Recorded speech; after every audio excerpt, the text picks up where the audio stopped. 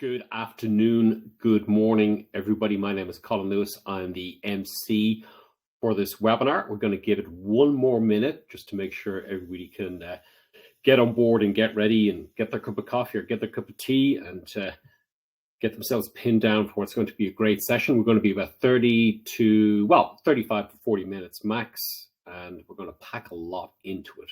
So we'll just give it another 10, 20 seconds and we'll get into it straight away for our first of our three-part webinar series.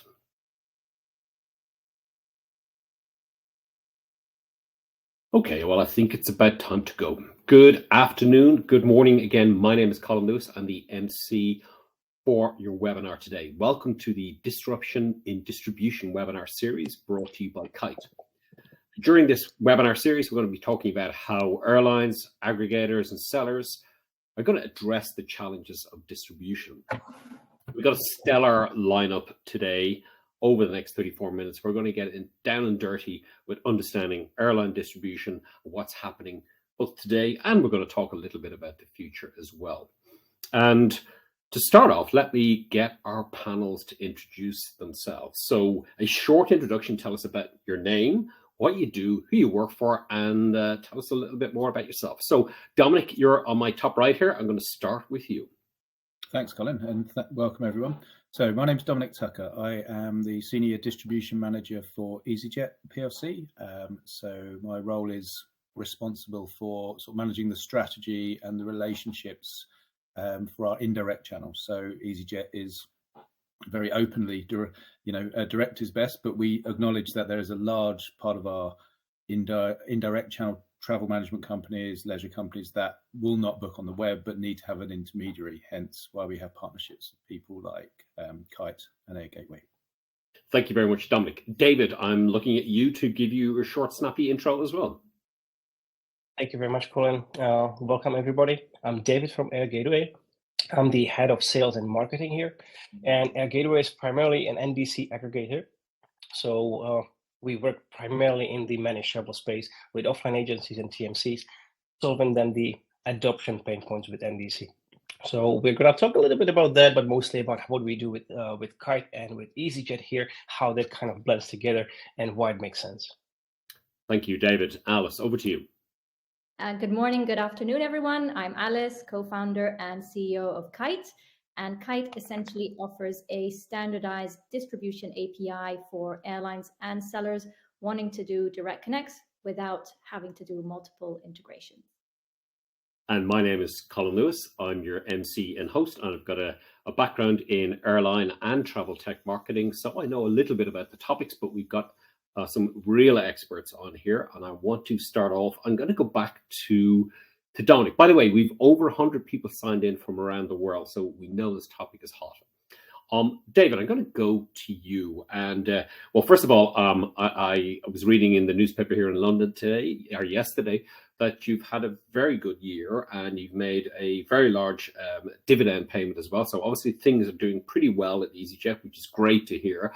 But tell us a little bit, give us an overview of easyJet's distribution strategy, particularly and how you see business travel as part of your overall business strategy. Okay, thank you. So business travel is an important part of our business. We do fly to a lot of beach destinations, but beach destinations tend to be quite seasonal. So as an airline, generally the rule of thumb of the low-cost airline is you make good money in the summer, you make less money, break even in the winter. And from the business point of view, it's good with fleet utilization that we offer a sort of year-round sort of city domestic schedule, which appeals to the business traveller. And from a sort of corporate travel managed point of view, they probably do not want to have a direct relationship with the airline because there's many factors of a corporate traveller's sort of itinerary, car hire, chauffeur, hotel. So they just like to get access to the sort of best available content and all the branded fares and ancillary options like hold bags, cabin bags, seats through an intermediary. So we have a very clear strategy to work with key strategic aggregator partners in home markets and outside of the EU. And Yeah, to be honest, I don't think it will change. We have no real desire currently to deal with people direct. And I don't think the travel management community really want to have lots of individual relationships with airlines, hoteliers and stuff. So working with aggregators makes good sense to us. And how is it viewed internally in the organization? You just touched on it there, but is it a key plank within your strategy? How's it spoken about in the organization? It's so so we have different sort of regions, countries, sort of Germany, Italy, France, which are sort of key bases, and so each of those countries does have an assigned sort of business unit to manage local sort of TMC relationships and sort of corporates, almost like being the face of easyJet. So it is a key strategic pillar. The yield tends to be better than getting other segments in the market, as does the ancillary attachment. It does vary. We've noticed corporate travel tends to be booking further out rather than sort of closer to departure. But it's one of these integral parts of easyJet that, while I guess overnight it will not save the airline in its own right, but it is a very good channel that we know we will not get easily if we decided to target it directly. So we're quite happy with our indirect strategy in the sort of corporate channel. And one of the things when I'm working in airlines, we had kind of two different frames of reference. One was what we did with, say, the larger corporate travel sellers, and then with the SMEs. And do you have two different approaches there, or is it just one integrated approach? It's generally one integrated. It's actually the same with aggregators. We have aggregators of different size, but they are generally, I wouldn't exactly say chosen, but we have commercial relationships with them. They decide to have commercial relationships with us based on the sort of strategic importance, because obviously in the UK, easyJet is a well-known brand. In other markets that we operate in, say Portugal or Italy, we are well-known, but not as well-known. And the reach we get from, excuse me, other partners is very strong versus, say, what we would get direct on our website. So we generally treat every opportunity the same. As an airline that's focused on ancillary sales, a ticket isn't necessarily going to make much profit for us. It's generally around the adoption of via aggregator partners of seats and bags and ancillaries, and just also working with those partners to ensure that we're displaying all of the available content that is effectively mirrored from easyjet.com is also available via the airline indirect API. Well, we're definitely going to get into a little more detail there on that. But a profile of a typical corporate traveler, what's their profile on, well, we'll call ancillary or other content? What's their typical profile in terms of, are they seat only? Are they seat plus bag? I mean, how does that pan out typically? It really varies, I would say, by market, by duration of stay, and also technology provider we work with. In an ideal world, we'd love every partner to display as much of our ancillary and fare bundle content. In the reality, that doesn't always happen, and we understand, if we're a smaller part of their business relative to other airlines, we don't have sort of back-end remuneration deals. It's something we're potentially considering. It's a very transactional process, but as a rule, they will generally book a ticket and then a hold bag. They may go for a seat. That then almost activates like a bundle opportunity, and we have speedy boarding, sort of lounge access for some of our Flex product. So it really does vary. All we've noticed is that the business travel market has shrunk post-COVID, but our volume, we're sort of happy where it's at, and where we are looking at sort of increasing frequency on key city gate sort of destinations and routes to appeal to the corporate traveller, and just try and win them over with more options regarding ancillary upsell or booking fare bundles and stuff. But it's hard to give an actual this kind of customer definition. But I would say a cabin bag and a ticket is the basic. Ideally, we'd like a seat and speedy boarding as well. Mm-hmm. Mm-hmm. Yeah, there's the speedy boarding, the bag is typically what in previous lives I noticed was the profile, whether they were a small owner operated business or large kind of corporate travel companies, because obviously there's a slight difference there. Now that's very interesting. I want to sort of switch gear here to talk about the relationship that we're talking about here for the uninitiated. Tell us about the size and shape that you, Alice, and David have put in place of the initiatives you put in place with easyJet here, and how that kind of pans out. But particularly, I want to speak it from the experience of the actual shopper, the customer, the corporate traveler. What are they seeing now that easyJet have done the partnership with you two? David, do you want to take this and then I'll follow on? Certainly. So, I mean, we primarily focus on the managed travel space where it's dominated by the, let's say, the traditional airlines, right? So, especially when it comes to NDC, if you Google NDC, you will find mostly, major airlines like BA, Iberia, all of Lufthansa, and so on, pushing this movement. So, not very much about low cost. But when you actually talk to TMCs, talk to agencies about their needs, low cost, especially in some regions like Europe, it's not something that you can overlook. It's some of the routes are dominated by low cost airlines. And so getting good access in a suitable form, and this is the right word here, in a suitable form for the agency and for the corporate is the key. And we believe this is what we have built here with Alice, with Kyte, is bringing that together into our agent desktop, into our platform, which is both API and mostly agent desktop. So we bring it to the agency next to, let's say, close to 30 NDC airlines already implemented. So it's one screen, one agent desktop, and it solves many of their downstream reporting issues and servicing issues. So this is really how we kind of view that we are,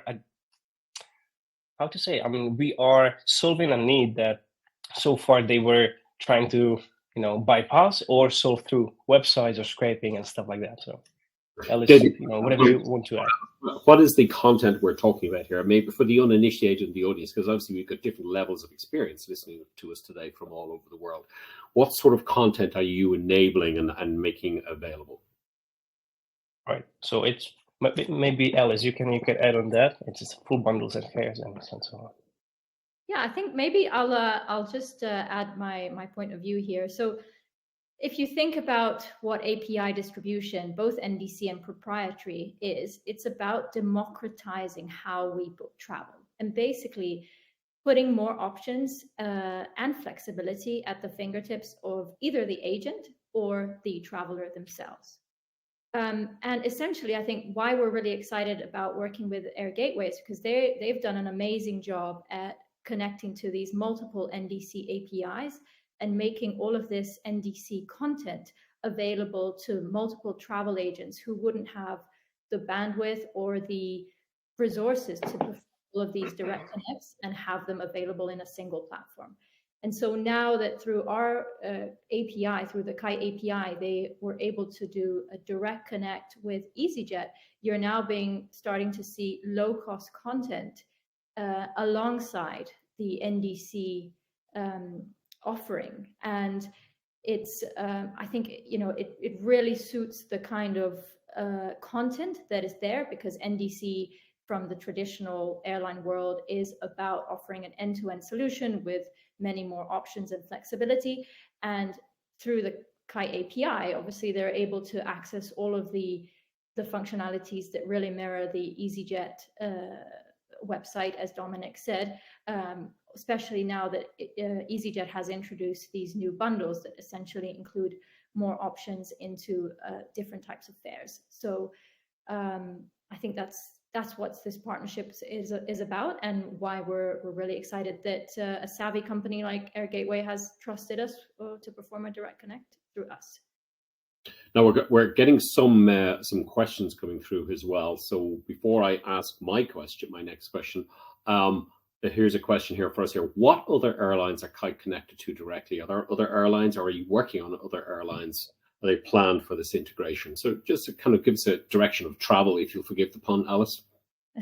Yeah, so we have a number of NDC airlines. Some of the ones we can talk about are British Airways, or Finnair, American Airlines, and we're about to launch Qatar Airways soon. But also from a low-cost perspective, we're going to be adding more, and that's why this partnership with Air Gateway is hopefully one that involves multiple airlines, especially from the low-cost world, where we really can divide and conquer and provide their customers more than just the traditional NDC carriers.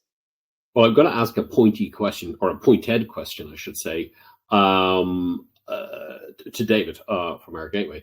You guys are kind of considered competitors, and yet you're working together. There's a fancy sort of MBA speak word for it, and it's called co-opetition. And so you've got this kind of notion of like, I'm competing and we're working together. Tell us a little bit more about that, about this collaboration and how it came about. Right. Well, yeah, co-opetition. That's the special word for that, for sure. Honestly, my background is mostly in online travel, and this is where I saw this for the first time when I entered the industry. Is that the line is very blurry because there are always, some synergies to be found. And we look at Kyte and we see them more positioned on the side of the airline, slightly more than us, compared to us actually working very closely with the agencies directly. That's also reflected in the product design, in the product suite. We have an agent desktop where they can book, and so we treat our cooperation here more as a kind of a vendor relationship. So just like for some NDC airlines, we connect through Fairlogics or through other providers they have, we always do direct connects. And this is what Kyte literally means for us. So it's a direct connect to easyJet. It's an approved channel for easyJet. So their API is a direct reflection of what we would get with connecting with easyJet directly. So this is a direct connect. And for us, it perfectly fits into the portfolio of airlines that we have and into the portfolio from the technical side of things. So yeah, I mean, you could consider us a competition, but this partnership shows a lot more that there is actually something to build together. Mm-hmm. Well, Alice, what's your view on this Venn diagram between you and David? Yeah, I think first of all, I'm smiling because I love it when people put us in the right category, which is basically an API vendor, if you like, that really enables airlines and sellers to connect. But more than anything, I think it highlights the versatility of our API, and we really see ourselves literally as an enabler for direct connects for anyone in the industry. And that could mean, from the traditional agencies to OTAs to also aggregators. Obviously, Air Gateway sets a precedent here, but we're going to be announcing some other aggregators connecting to us. And we love that because essentially it really hits the nail on the head of what we want to do, which is, literally making this industry more plug and play. Actually, a couple of things that people forget is that, of course, NDC and proprietary APIs in the case of easyJet and other low-cost carriers, whilst they're seen as a sales channel, they have other functionalities as well, because airlines use their APIs not just to connect to other agencies selling their tickets, but actually to other players in the travel industry who help airlines be able to offer other services and other functionalities. I'll give you a few examples that I love using. Caravelo are a airline tech company based in Spain. They work with airlines like Avianca, like Wizz, like Volaris, and they offer to the airline the possibility to then offer to their customers subscription travel. And how do they connect to these airlines? It's via the API or the NDC. And so our role here is to essentially make all of these partnerships much more plug and play, so that airlines and sellers can benefit more from more sort of cooperation, open up new revenue streams, and ultimately be able to offer a better value, more options to the end consumer. And can I actually just adding in on my side, easyJet is not effective in the market of growing its aggregator partners or GDS partners. We're quite happy with the numbers. So I think, we honestly probably would have looked at Air Gateway in sometime next year or something. And I think the good thing here is, because Alice is one of our existing partners with the Kyte functionality is very good, to actually fast track Air Gateway sort of to come in under the wing of the sort of easyJet umbrella has been very beneficial, because we have got some, we have our direct strategy and our indirect strategy. And I think, that we may have missed the opportunity of Air Gateway for some time unless it was sort of raised to us earlier. And Portugal's a big market for us. It's really growing there. We are just carrying out a bigger review of our internal partners. So it's been a good sort of opportunity for us, for these two guys to work together. Tell us about, just let's kind of, as they say, double click down on some of that, Dominic. How is the sort of Kyte Air Gateway relationship working in terms of what you're doing, not necessarily in terms of the back end, but like about providing insight to the content that's being used? How's that all working?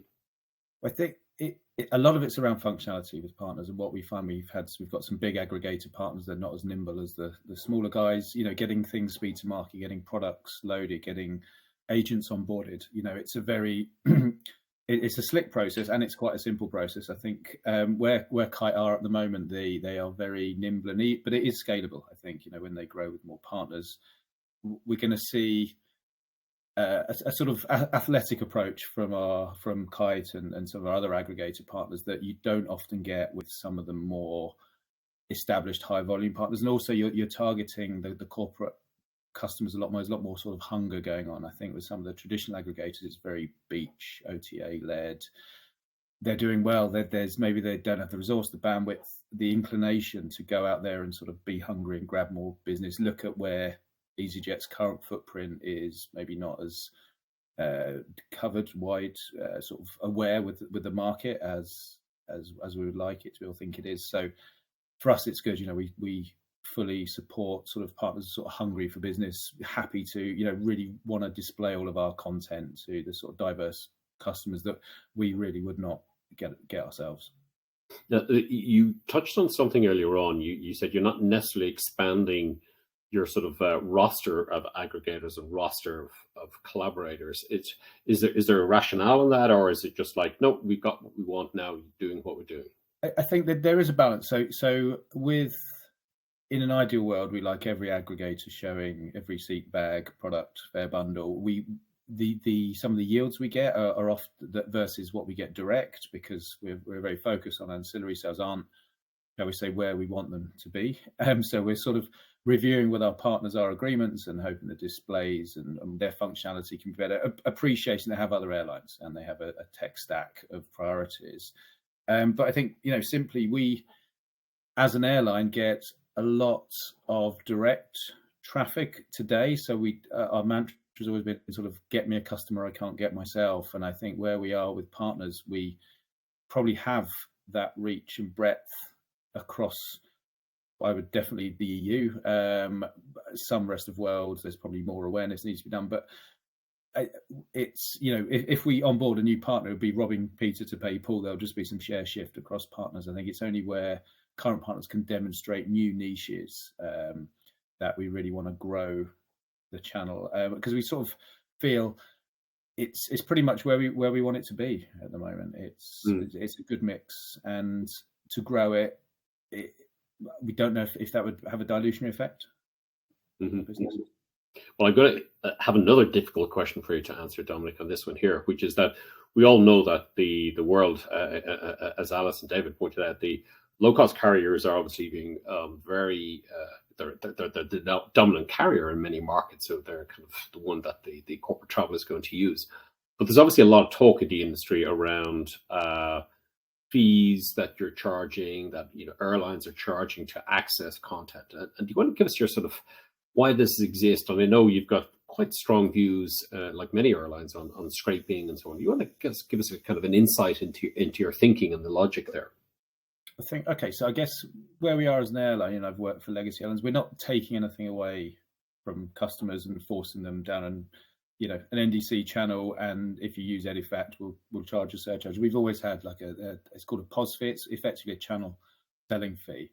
That is to support the indirect channel. It's to pay for me and my average salary. I won't say I'm getting paid millions, but I'm happy. But it's to pay for the whole channel, the B2B support, the functionality, the development of content that is in line with easyjet.com. So I think we are very consistent compared with other airlines. We are not NDC currently. I would say never. Probably won't happen for some time, but it's on our roadmap. But we're not Edifact and traditional also. So we're sort of sitting in the middle with partners, and arguably we're pre-NDC. Alice knows this because she's had a relationship with easyJet for a long time. So we feel we're the sort of dependable good space where we're not going to suddenly change our distribution strategy one way or the other, or flip-flop and try and implement something where we'll turn off indirect sales and then come back cap in hand a few months later. So it's in a sort of happy place for us that it's there, customers can depend on it. Yes, there is a pricing difference between booking on easyjet.com versus the indirect channel, but that pays for all the support, all the structure and the distribution of the fare products. Now, screen scraping, yes, we take very seriously. Thankfully, it doesn't really happen in the TMC market. And the main issue for us is getting provision of passenger data. We as an airline expect disruption every day of the year. It's sad to say it, but it happens, whether it's ATC strikes, whether it's weather, political unrest, whatever.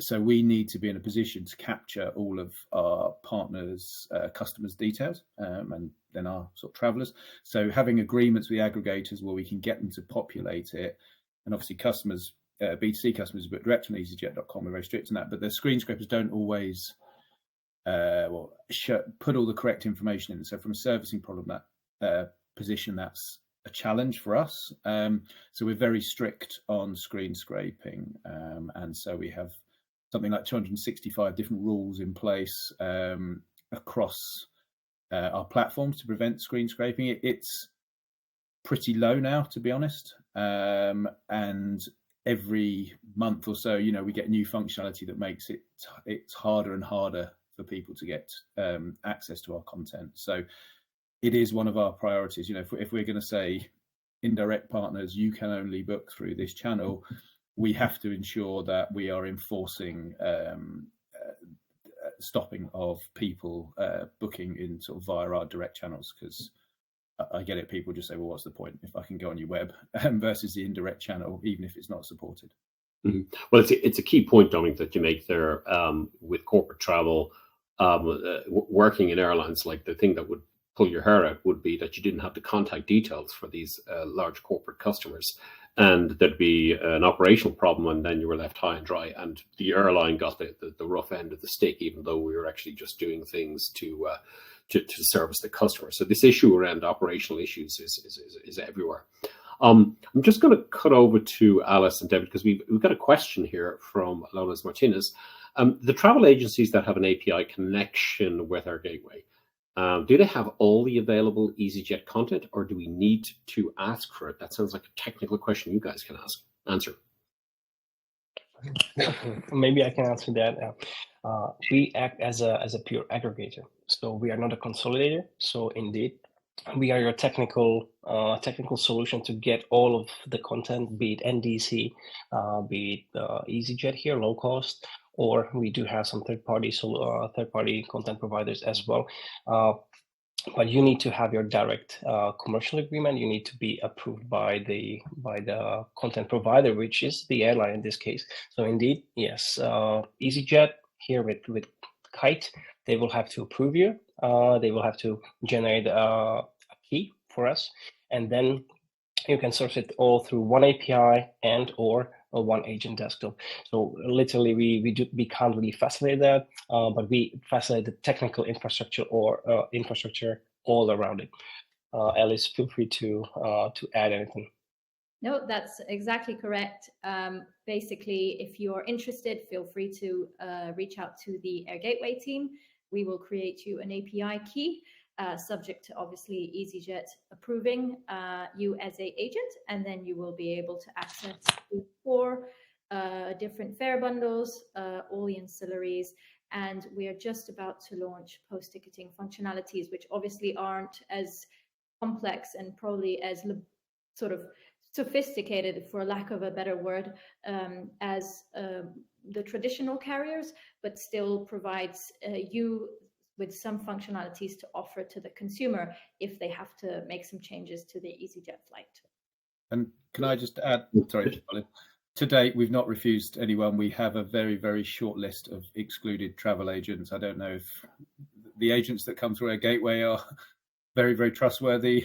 Whether Alice's vetting techniques are very strong, but as a rule, easyJet is generally pretty relaxed on which agents sign up, as long as they follow the distribution charter and the sort of terms and conditions. So it's not a blocker on our side for an agent requesting access. It's not we don't carry out a raffle or strict criteria. It seems or a short straw or whatever on the day. Well, speaking of that, obviously the thing, say, with whether it's NDC or API or driven distribution, it's all very abstract, and it's like, when the rubber hits the road, how easy is it for a seller to access and work with well, ultimately obviously easyJet, but how easy is it to get all set up, David and Alice? I mean, what's the process? Is it really straightforward? Is it WYSIWYG? What is the thing? Do I have to sell one of my first children? How does it work? Well, from our perspective, simplicity is in everything we do. That is why we basically offer a solution to get up and running with multiple airlines with one direct connect in about 3 weeks. That's the time it takes on average to integrate with our API, and the Air Gateway team can confirm. Obviously I can't speak for an Air Gateway perspective, but once you are connected to the platform of Air Gateway, it takes literally 24 hours for us to create a key, if not less. And then you have instant access. But maybe, David, you might want to say something about how to access the Air Gateway platform in itself. Yeah, indeed. Actually, I wanted to even share to make it a bit more visual because Colin, you hit the right word here. It's sometimes very abstract. Mm-hmm. It's and NDC has been for a number of years, and we've been known, or at least we pride ourselves by trying to put a face to NDC, but now also to any airline distributing through our platform. So let me quickly just put this on the screen here. We wanted to show how it's actually done. So the onboarding itself is very quick. But what happens when you are actually live? So we have an agent desktop called Booking Pad, and when you actually do a search, it's an intuitive, very easy platform for travel consultants or travel sellers, as we might call them here, to use. And easyJet is now part of that. So next to close to 30 NDC airlines, easyJet and other low-cost airlines are now being part of that, and they get access to the entire, let's say, bundles and ancillary options from easyJet. And what's very important is that the agency can be up and running with Booking Pad within a few days, literally. Most of the major airlines, when it comes to NDC, provide credentials within 2 to 3 days. It's usually very quick. As Alice mentioned, to enable easyJet is also a potentially question of 24 hours. So this can be up and running very quickly. They can follow the same process, the same booking process they have with NDC content. That's the unified part of things. And we also solve many issues for them when it comes to downstream reporting, so they can still use remarks. Again, and Dominic was very clear about that. If they book on the website, if they go through screen scrapers, most of the established processes they have are actually broken. They can't easily report to their back office and so on. So these are all the aspects that we are trying to solve. Ancillaries are a big part, so they can add baggage, they can add seats, all in one unified interface. So to answer the question, how quickly? We'll get in touch, and if not this week, then next week, possibly. But it depends, how much customization you need to do for remarks and for stuff like that. But in a few days, I guess. Thank you very much. Now, our final couple of minutes, we're going to shift gear here again. What I want to do is just talk about how you see this sort of API-driven NDC distribution unfolding in 2024. What's your kind of short and medium term thinking? I'm going to go to Dominic on this and go, what's your views? How do you see this kind of world panning out? I think consumers will have a lot more access to content. I think from our side, probably not too many changes. Obviously, I can't say what's going on internally, but where we are at the moment, it's around evaluating existing partners and increasing display of content. But I think the marketplace will just be more sort of democratized, be more availability, but there's also probably more confusion as well. I mean, with what version of NDC is this person on? What are they that? it's still a little bit in limbo, I would say, across platforms. I can't even comment about the hotel, so I don't know if they have an NDC similar proposition, but I think it needs to, it's still being bedded in, and give it a couple of years before the clearer picture comes out. I think from us, we're very clear. We will offer all of our content where we see opportunity. So I think, easyJet's are sort of given on that side, and then the other guys will work out commercially what's in their interests. They might follow what American Airlines have done around some of their content distribution. That's up to them. We don't really have any plans to be quite as radical as they have. Thank you, Dominic. Alice, what about you? So from what I'm seeing, I think there's no doubt that API-driven distribution, which is whether it's NDC or proprietary API, is growing. I was looking at a study recently released by Travel, a consultancy firm in the airline tech. Their study shows that by 2030, about 50% of the industry will be transacting on NDC type channels. And that's industry-wide. Obviously, you have airlines like American Airlines who do basically like most of their bookings on NDC already, but then you have to think about all the long tail. So in the next 7 years, we'll see a really big shift. And I think it's fair to say that the airline industry is undergoing one of the biggest transformations that they've seen in decades, probably the biggest since the rollout of the internet, when at the turn of the century, when everything went online and consumers finally had the power to book their own flights. Obviously, from even NDC is moving forward, there's lots of airlines have made heavy investments in adopting NDC, but now that they have this platform, they want to actually take the most advantage out of it. And so, for them, it's about what do we put into these channels? How can we offer something that is much more compelling than just booking a seat and a bag, but actually giving consumers that level of flexibility, that level of choices that they may want at different parts of the journey. And I think we're seeing even low-cost carriers, obviously not in the case of easyJet right now, but low-cost carriers either adopting NDC because they're seeing what's happening in the broader industry, or thinking of adopting NDC because of that interoperability that they're seeking, because they know that the airline industry needs to become more plug and play in order to collaborate. Another great example of that is what DoHop is offering. DoHop is a virtual interlining company that allows, it's actually a partner of easyJet as well. They allow two airlines who are not in the same alliance to do interlining effectively, which means being able to sell a route with a connection where you, as an airline, don't operate on the second route, but actually it's operated by someone else. And so having those tools to be more interoperable means that you can really capture more commercial opportunities and ultimately offer more value to the consumer. David, before we sign off, we've got 1 more minute. Do you want to give us your 30-second view on what could happen in 24? I will stick here to NDC, as this is our area of expertise here.